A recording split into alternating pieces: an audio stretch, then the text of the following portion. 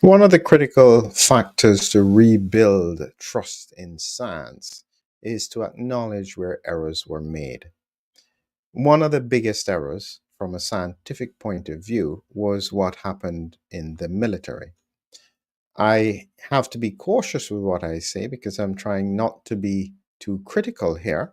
So, in the description, there is a link where I have done a far more open ended discussion about what I'm mentioning here. So, if you want to learn more about that, please make sure you click on the link in the description. Essentially, I focused on one particular individual, and the lesson we're learning from this pandemic is the importance of people standing up, trying to make a difference, trying to do what is right. And I'd mentioned an affidavit here that was done all the way from 2021, which we talk about in the presentation, but looking at a number of points as to why this individual took a whistleblowing position to challenge the mandates at the time. Additionally, this is relevant because of what has happened within the past few days. Just on the 27th of January, President Trump has reinstated service members who were discharged under the COVID vaccine mandate. And so that's a recognition of a failure with regards to the science. One of the important things that have to be done now is that there first needs to be an acknowledgement. And I think that it's that currently some in the scientific community, maybe it's ego, maybe it's fear of litigation, but they don't seem to want to acknowledge where mistakes were made. They want to pretend as if there were no mistakes and everything that happened was just as they expected, or if it happened, it was completely unanticipated.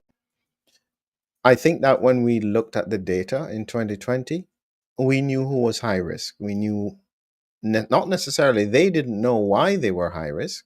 I did because I was looking at autoimmunity and I was looking at ACE2, and the principles fit perfectly with regards to the risk factors and the cytokine storm.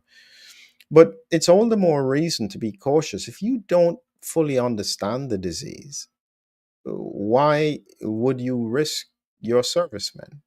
A critical part of your defense for your nation.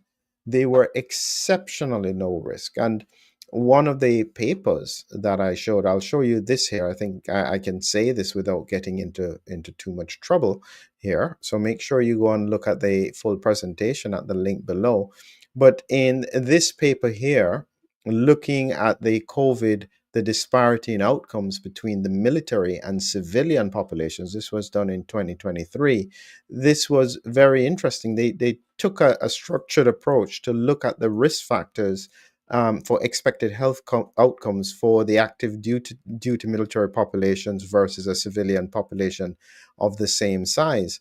And the outcomes that they found were remarkably surprising. And you can see here, this is in the discussion of the paper, the predicted number of severe cases that's requiring treatment in ICU was significantly smaller.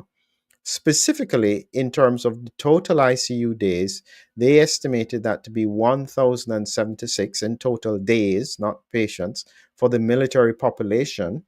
And this was about 40,000 people, they thought, but 25,324 for the civilian population, almost 25 times lower than the civilian population. So these were young, healthy, fit young people, and the science that was applied clearly must have presumed that transmission would have been blocked, because otherwise it really, really made no sense. And even that needs to be acknowledged and stated openly that maybe there was a misreading of the science, but it doesn't seem as though we are getting that kind of openness and clarity. And the hope would be that depending on what happens in the next few days with regards to the current US government, who tend to lead the way for the rest of the world, maybe there's a chance that these issues can be addressed. For me, What I'm focused on is the fact that many of these personnel may now be at risk for what I call the COVID storm. Immune primed, recurring infection, which is likely to be happening as well within the military facilities. What are the outcomes?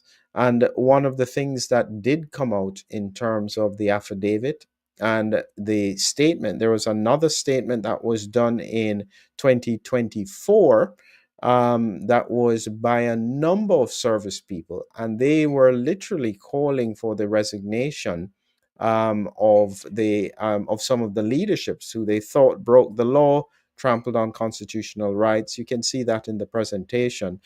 And they highlighted the fact that some people were harmed and that some people even died. So these are significant. And what is required is honesty, acknowledgement of errors, so that we can get back to the fundamentals of science. There is going to be a long, hard road to rebuild public trust, and everybody needs to participate. And what we are taught in medicine is the duty of candor, where we have to tell you when there's a mistake, when there is a problem. We have to tell you. This clearly does not exist in the political and the financial arena, which is a problem. And so therefore, if we can't get at easily, it will have to, it seems, come by force in some way, shape, or form. But as I said, please take a look at the link in the description, watch the video, join my Substack. I'm able to be a little bit more frank when I do my videos there. Hope that you enjoy it and find value in the times ahead. Have a good evening. Look forward to sharing more information with you in the near future.